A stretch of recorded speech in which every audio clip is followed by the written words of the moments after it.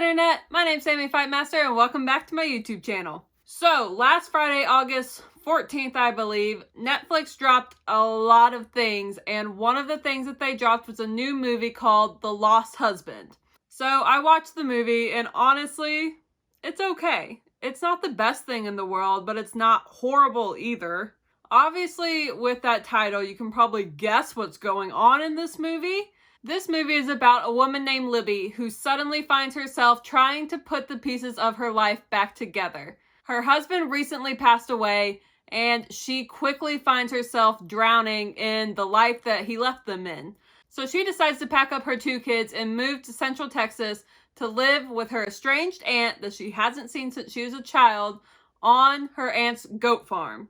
This is a very, very big change of pace for Libby, and she finds herself taking a little while to get adjusted to how things run on the farm, but with the help of her aunt and her aunt's very challenging farm manager, she starts to figure out how to live life without her husband. I'll be honest, this video is probably going to be very short because I really don't have a lot to say about this movie.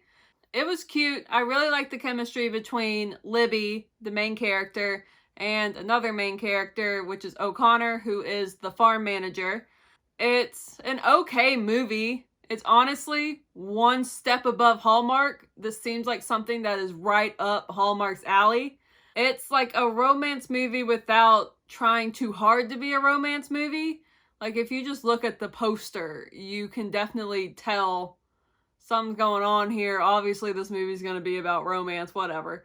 And I expected it to be like that, but not in the way that it was. It wasn't so much all about the romance. It was really about Libby trying to put her life back together. I expected this movie to be a lot sadder than it was, because obviously it's about a widow and her husband died very suddenly, so that leaves a lot of grief, obviously, and she has 2 kids who are also struggling to come to terms with everything.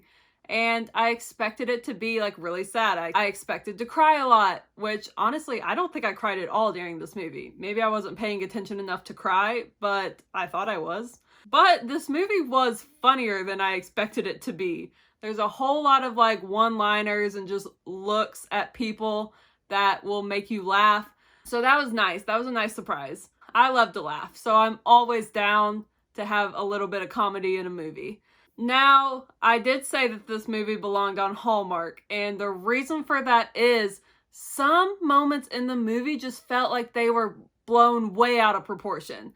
It just felt like they were trying to take things that weren't really all that big of a deal and just over-exaggerate them to no end. Like, the climax of the movie, I'm not going to spoil it for you. Like, the climax, obviously, the climax is a big deal, but it just felt like it got taken to a new level. And I don't know if that was necessarily because of the writing, because of the acting. It just felt like the information that we were presented with in the climax didn't match the emotion that was being portrayed.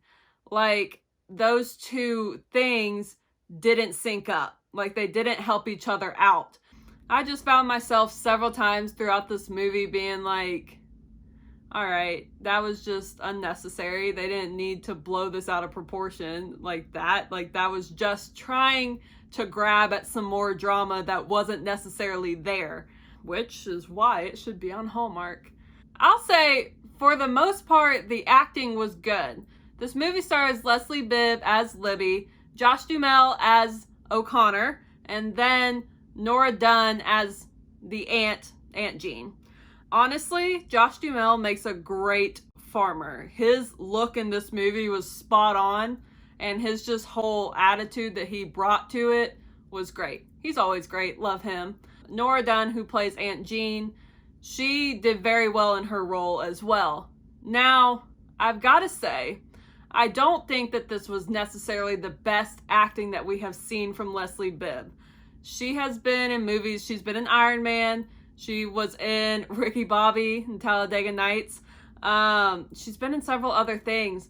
But in this movie, it just felt like she overacted some parts. Honestly, a lot of the parts of the movie that I had trouble with, where I said they were blowing it out of proportion, she was involved in. So I don't know if it was just her acting in this movie, or if she was just trying to do what the writers and directors wanted her to do, but I don't know. I had issues with her acting in this movie. So because of all of that I just said, I'm going to give this movie 3 stars. That might be harsh, but that is because, yes, it was a cute movie. It was kind of funny, but the execution was just not there, or it was overdone in some areas, and it just felt like all of that was distracting from the overall enjoyment of the movie. Not to mention, some of the acting was not spectacular.